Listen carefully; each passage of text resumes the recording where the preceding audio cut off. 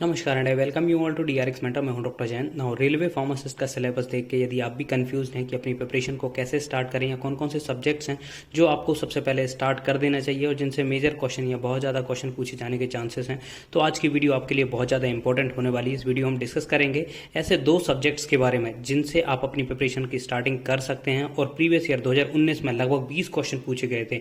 तो complete discuss करेंगे इस वीडियो में। चलिए स्टार्ट करते हैं। बट उससे पहले यदि आपने चैनल को सब्सक्राइब नहीं किया तो चैनल को सब्सक्राइब कर लीजिए, सो दैट आपको फार्मेसी से रिलेटेड जितनी भी इंपॉर्टेंट अपडेट है वो मिलती रहेगी। और एडिशनली आप हमारे चैनल को भी ज्वाइन कर सकते हैं, जहां पर मात्र 29 रुपीज़ में आपको मिलेंगे प्रीवियस ईयर के रेलवे फार्मासिस्ट के क्वेश्चन पेपर और ईएसआईसी सीजीएचएस डीएसएसबी के क्वेश्चन पेपर आपको प्रोवाइड कराए जाएंगे, जो कि बहुत ज़्यादा इंपॉर्टेंट होते हैं किसी भी exam upcoming exam point of view से, क्योंकि उसमें इंपॉर्टेंट क्वेश्चन होते हैं। यदि वो आपने अटेम्प्ट किए हुए हैं पहले से, यदि वो क्वेश्चन रिपीट होते हैं तो आपका स्कोर इंप्रूव होता है और सिलेक्शन होने के चांसेस भी होते हैं।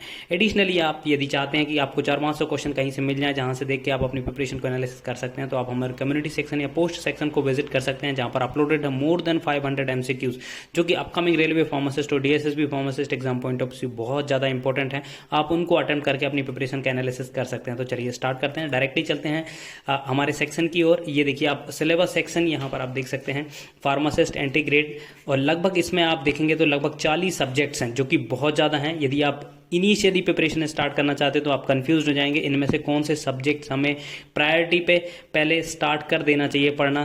तो मैं आपको बता रहा हूं, देखिए दो सब्जेक्ट जो कि बहुत ज़्यादा इंपॉर्टेंट हैं, जिनसे आपकी प्रिपरेशन आप स्टार्ट कर सकते हैं, और यदि आप वो कंप्लीट कर लेते हैं और 2019 के पेपर में आप देखेंगे तो लगभग 20 क्वेश्चन उन दो सब्जेक्ट से आए हुए थे। और वो दो सब्जेक्ट्स मेनली हैं आपके ह्यूमन एनाटॉमी एंड फिजियोलॉजी, और सेकेंड है आपका फार्माकोलॉजी। अब देखिए ये जो सिलेबस है देखने में तो बड़ा है, बट इनमें से बहुत सारे सब्जेक्ट ऐसे हैं जो कि एक दूसरे के ही पार्ट हैं। जैसे कि हम बात करें ह्यूमन एनाटॉमी एंड फिजियोलॉजी, आपने भी जब बीफॉर्म में होंगे तो आपने पढ़ा होगा, तो साथ में आप पैथोफिजियोलॉजी भी पढ़ते हैं या डिसीज के बारे में पढ़ते हैं, कि जैसे हमने पर्टिकुलरली कोई सिस्टम पढ़ा तो उसमें कौन कौन से ऑर्गन होते हैं, कौन सी डिसीज होती हैं, तो उसके बारे में पढ़ते हैं। तो एचएपी आपका पैथोफिजियोलॉजी से लिंक होता है। यदि आप पढ़ेंगे तो लगभग ये सब्जेक्ट आपको सेपरेटली पढ़ने की जरूरत नहीं पड़ेगी, और उसी में लगभग बहुत हद तक आपका कवर हो जाता है सेल एंड मॉलिकुलर बायोलॉजी। ठीक है, तो लगभग ये 4 सब्जेक्ट यदि आप पढ़ते हैं, ये दोनों पढ़ेंगे तो आपके ये चारों सब्जेक्ट कवर हो जाएंगे। अब कैसे कवर होंगे, जैसे मैं आपको बता देता हूँ। फॉर एग्जाम्पल की बात करें, जैसे आपने ड्रग एक्टिंग ऑन जीआईटी पढ़ा, फार्माकोलॉजी का एक टॉपिक होता है ड्रग एक्टिंग ऑन जीआईटी। ठीक है, तो जैसे ही आप फार्माकोलॉजी की बुक खोलेंगे या कहीं पे कोई भी ऑथर की बुक खोलेंगे तो आपको सबसे पहले जीआईटी पढ़ना पड़ेगा, कि जो जीआईटी होता है उसमें कौन कौन से सिस्टम, कौन कौन से ऑर्गन होते हैं, ठीक है, उसके क्या सीक्रेशंस होती हैं, क्या डिसीज होती हैं। तो जैसे ही आप जीआईटी ओपन करेंगे, और इसमें भी यदि हम पर्टिकुलरली कोई ऑर्गन ले लें तो स्टमक ले लेते हैं। ठीक है, तो आपको सबसे पहले स्टमक के बारे में पढ़ना पड़ेगा। स्टमक में कौन कौन से सेल्स होती हैं, है ना। सेल्स होने के बाद कौन कौन सी ग्लैंड्स होती हैं जिनके सीक्रेशंस होते हैं। फिर उसके बाद उसके स्टमक के आप पढ़ेंगे डिसीज, कौन कौन सी डिसीज होती हैं। फिर उसका ट्रीटमेंट पढ़ेंगे। ठीक है, पर्टिकुलर जो जैसे कि अब डिसीज बात करें स्टमक में, तो स्टमक अल्सर होता है, तो स्टमक अल्सर के ट्रीटमेंट की बात करेंगे। ठीक है, तो यहां पर आपने लगभग ये 4 सब्जेक्ट कवर कर लिए। यदि हम बात करें ड्रग एक्टिंग ऑन जीआईटी, तो आपको जीआईटी पढ़ना पड़ेगा, मतलब आपको ह्यूमन एनाटॉमी एंड फिजियोलॉजी पढ़ना पड़ेगा। आपने स्टमक में पढ़ लिया है ना, कौन कौन सी सेल होती हैं, क्या फंक्शंस होते हैं उनके, और कौन कौन से सीक्रेशंस होते हैं। फिर आपको उसकी डिसीज पढ़ना पड़ेगा। ठीक है, डिसीज में जैसे हम बात करें तो स्टमक अल्सर हो गया। ठीक है, तो आपने लगभग पैथोफिजियोलॉजी पढ़ ली। स्टमक में आप जब पैथोफिजियोलॉजी पढ़ते हैं तो आपने देखा होगा, यहाँ पर मैं आपको बता देता हूँ, जैसे कीडीटी में आप ड्रग एक्टिंग ऑन जीआईटी पढ़ेंगे तो वहां पर है एंटी अल्सर। तो एंटी अल्सर में आपने ये डायग्राम देखा होगा। अब ये डायग्राम में पूरा का पूरा आपकी पैथोफिजियोलॉजी दी हुई है। देखिए कौन कौन सा मॉलिकुलर मैकेनिज्म है जो कि इन्वॉल्व हो रहा है आपके एसिड सीक्रेशन में। तो ये आप जब पढ़ेंगे तो आपका ये पार्ट भी कवर हो जाएगा, सेल एंड मॉलिकुलर बायोलॉजी। तो ठीक है, उसके बाद फिर आप जो आपने पैथोफिजियोलॉजी पढ़ी है उसके अकॉर्डिंग ही आपकी ड्रग है, जैसे कि एंटीकोलिनिस्टेज हो जाती है। यहाँ पर यदि हम प्रोटॉन पंप को ब्लॉक करते तो प्रोटॉन पंप इनहिबिटर हो गए, एंटीहिस्टामिनिक्स हो गए, प्रोस्टाग्लैंडिन्स हो गए। ठीक है, आपके एंटीगैस्ट्रिन्स वगैरह, तो जो भी जितने भी यहाँ पर मॉलिकुलर मैकेनिज्म है उनको यदि हम ब्लॉक कर दें तो वो हमारी ड्रग हो जाती हैं। तो ऐसे यदि आप पढ़ेंगे, ठीक है, तो आपके ये 4 सब्जेक्ट यहाँ पर कवर हो जाएंगे, एचएपी, फार्माकोलॉजी, पैथोफिजियोलॉजी और सेलुलर मॉलिक्यूलर बायोलॉजी। तो ये 2 मेजर सब्जेक्ट आपको पढ़ना है। सबसे पहले human anatomy and physiology and pharmacology. ठीक है, तो यहाँ से जो प्रीवियस ईयर का 2019 का क्वेश्चन पेपर है उसमें लगभग 20 क्वेश्चन आए थे, जो कि मैं आपको आगे डिस्कस करूंगा। ठीक है, तो आप यदि कंफ्यूज हैं और प्रिपरेशन करना चाहते हैं तो आप इन दो सब्जेक्ट को उठा सकते हैं। और इनके लिए जैसे सबसे पहले आपको इसके लिए फार्माकोलॉजी के लिए आपको केडीटी सफिशिएंट है, और ह्यूमन एनाटॉमी के लिए जो भी आपने बी फॉर्म में पढ़ी वही बुक आप रेफर करें तो ज़्यादा अच्छा रहेगा, क्योंकि ऑलरेडी आपने वो बुक पढ़ी हुई है तो आपको ज़्यादा समझ में नहीं आएगी। मैं आपको बता दूं कि रोशन विल्सन या कोई दूसरा आप यूज़ करो तो उतना कोई इम्पैक्ट होगा नहीं। आपने जो ऑलरेडी बी फॉर्म में पढ़ रखी है बुक तो आप वही प्रेफर करें, तो उससे क्या होगा कि आपका ऑलरेडी वो पढ़ा हुआ है तो रिवीजन हो जाएगा एक बार आपका, ऐसा कोई ज़्यादा ऐसा प्रॉब्लम नहीं आएगी। बट आप जब नई बुक उठाते हैं तो आप में उसमें बहुत सारे कंसेप्ट मिलते हैं, आपको बहुत सारी चीज़ें मिलती हैं जो कि कंफ्यूजिंग होती हैं और टाइम इतना है नहीं कि आप उनको डिटेल में पढ़ पाएं। तो इससे अच्छा है जो ऑलरेडी आपने पढ़ा हुआ है उसके बेसिस पे ही स्टार्ट करें, फार्माकोलॉजी और human anatomy and physiology, HAP start करें, फार्माकोलॉजी स्टार्ट करें। ठीक है, नेक्स्ट यदि हम बात करें, ये तो आपसे केडीटी से लिया गया। अब मैं क्वेश्चन के बारे में आपको बताऊं कि कौन कौन से क्वेश्चन हमारे आए थे।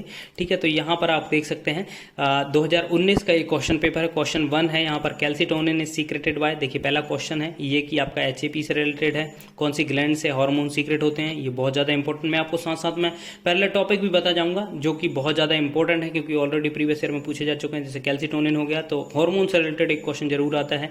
नेक्स्ट हम डिस्कस करें तो यहाँ पर आप देख सकते हैं कौन कौन से क्वेश्चन आए थे।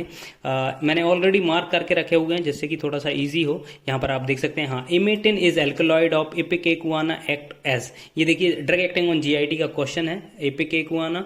ठीक है, इसका मेन यूज होता है एंटीएमेटिक, बट साइड में इसका यूज एमीबिसाइड्स भी होता है। तो एक ये क्वेश्चन आया था। निकोटेनिक एंटागोनिस्ट के बारे में आया था। ठीक है, यहाँ से देख सकते हैं nicotinic antagonist is.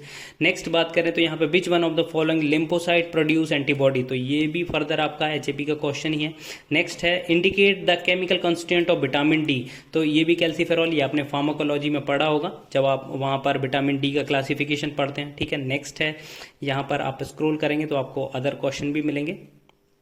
Impure blood deoxygenated carried by, तो देखिए ये फर्दर आपका यदि आप वहाँ पर पढ़ेंगे ड्रग एक्टिंग रेस्पायरेटरी सिस्टम, या एचएपी में जब आप रेस्पायरेटरी सिस्टम पढ़ेंगे तो वहाँ पे क्लियरली ये मिलता है हमें। ठीक है, नेक्स्ट है आपका question which of the following autosomal dominant disorder, तो ये फर्दर एचएपी का क्वेश्चन, पैथोफिजियोलॉजी में हम पढ़ सकते हैं इसको। नेक्स्ट है which of the following is a normal range of diastolic pressure, तो डायसिस्टोलिक प्रेशर के बारे में यहाँ पे बताया गया है। Which of the following not a term associated with therapeutic drug interaction, ये देखिए फर्दर फार्माकोलॉजी का क्वेश्चन है आपका। विच of the following drug used to demonstrate the topical action on eye, ठीक है, ये फर्दर आपका बात करें तो फार्माकोलॉजी का क्वेश्चन है। नेक्स्ट है which of the following drug is to demonstrate mydriatic action, ये भी फार्माकोलॉजी का क्वेश्चन है। Next among the following organ which is highly perfusion rate is maximum, ठीक है, हाईली परफ्यूज्ड या मैक्सिमम परफ्यूज्ड, तो ये एचएपी का क्वेश्चन है। लंग्स का है, रेस्पिरेटरी से 2 क्वेश्चन हो गए। ठीक है, क्रेनियल नर्व्स अराइसेस फ्रॉम, तो ये देखिए आप ये फर्दर एचएपी का क्वेश्चन है। Next insulin composed of total कितने अमाइनो एसिड से मिलकर बना हुआ है, तो ये 51 से, इस बार 51 पूछा हुआ है। अब इसके बारे में चेन के बारे में पूछ सकते हैं कि इसमें कितनी चेन्स होती हैं, यदि आपको पता है तो कमेंट करके जरूर बताइएगा। ए और बी चेन होती है, उसमें अलग अलग अमाइनो एसिड्स होते हैं, या फिर इसके जो खोज करता है डिस्कवरी किसने की थी उसके बारे में पूछा जा सकता है, तो वो आप जरूर से पढ़ के जाइएगा।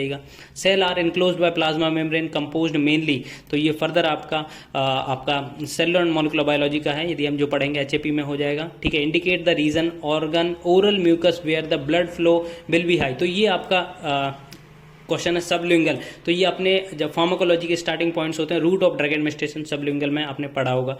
ठीक है, next who discovered the penicillin, penicillin किसने डिस्कवर्ड की थी, एंटीबायोटिक से, ये क्वेश्चन आया हुआ है, अलेक्जेंडर फ्लेमिंग इसका आंसर है। नेक्स्ट है देख सकते हैं आप, नेक्स्ट क्वेश्चन था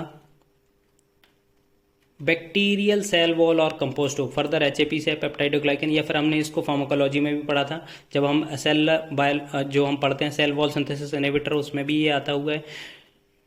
नेक्स्ट क्वेश्चन है आपका what is the name of vitamin B3, pharmacology में लास्ट का चैप्टर है, विटामिन के नेम दिए हुए हैं, उसके यूजेस के बारे में बताया गया है। ठीक है, तो ये निकोटिनिक एसिड होता है। तो इतने सारे क्वेश्चन आए थे, यदि मैं आपको काउंट करके बता दूं तो यहाँ पर आप देखिए एक क्वेश्चन ये है, एक then second question, third, fourth, fifth, sixth, then 7th, 8th, 9th, 10, 11, 12, 13, 14, 15, 16, 17,